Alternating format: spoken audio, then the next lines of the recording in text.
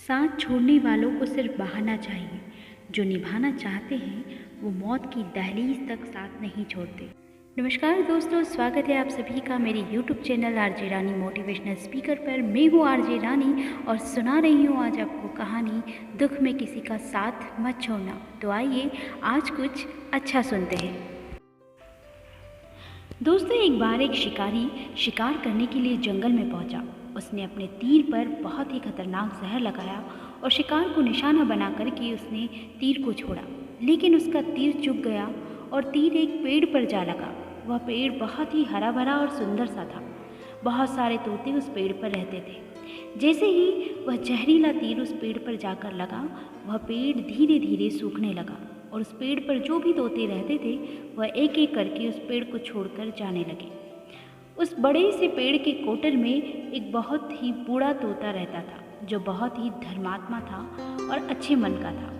सभी तोते उस पेड़ को छोड़कर जाने लगे थे, लेकिन वह बूढ़ा तोता जाता था, दाना लेकर के आता और उसी कोटर में आकर के बैठ जाता था, परंतु उस पेड़ को छोड़ने को तैयार नहीं था। बूढ़े तोते के साथियों ने कई बार आकर के उसे समझाया कि यह पेड़ सूख रहा है और किसी भी दिन गिर सकता है, चलो किसी और पेड़ पर चलकर रहा जाए, परंतु वह बूढ़ा तोता वहाँ से जाने को तैयार ही नहीं हो रहा था। अब यह बात देवराज इंद्र तक पहुँची। उन्हें बताया गया कि एक तोता है, वह जिस पेड़ पर रहता है उस पेड़ पर एक जहरीला तीर लगने के कारण वह पेड़ सूखने, गिरने और ख़त्म होने के कगार पर आ पहुँचा है और एक बूढ़ा तोता अभी भी वहीं पर रह रहा है। वह दाना लेकर आता है और वहीं पर रहता है, जबकि उस जंगल में बहुत सारे पेड़ हैं, लेकिन वह उस पेड़ पर रह रहा है। देवराज इंद्र प्रकट हुए और उस बूढ़े तोते से कहने लगे कि आप बहुत धर्मात्मा हैं, बहुत ही अच्छे मन के हैं, लेकिन आप इस पेड़ को छोड़कर किसी और पेड़ पर चले जाइए, क्योंकि यह पेड़ कुछ ही दिनों में गिर जाएगा। तालाब के पास में बहुत सारे बड़े बड़े हरे भरे पेड़ हैं, बड़े बड़े कोटर हैं, उन पेड़ों पर फल भी लगे हुए हैं, उन्हें वहीं पर तोड़कर खा सकते हैं, परंतु आप यहाँ से चले जाइए।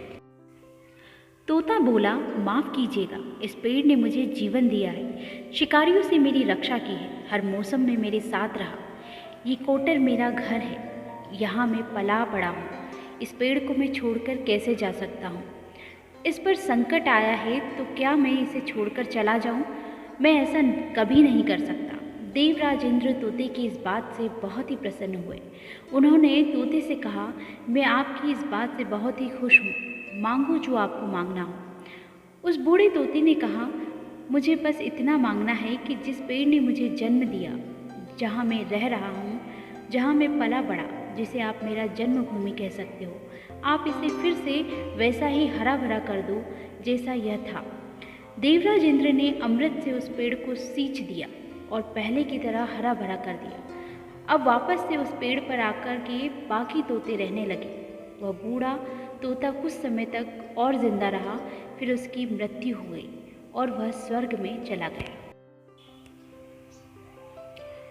दोस्तों, ये कहानी हमें सिखाती है कि जब भी किसी इंसान का बुरा दौर आता है तो इमोशनली वह टूटा हुआ होता है, उसे किसी के सहारे की ज़रूरत होती है, किसी की आवश्यकता होती है।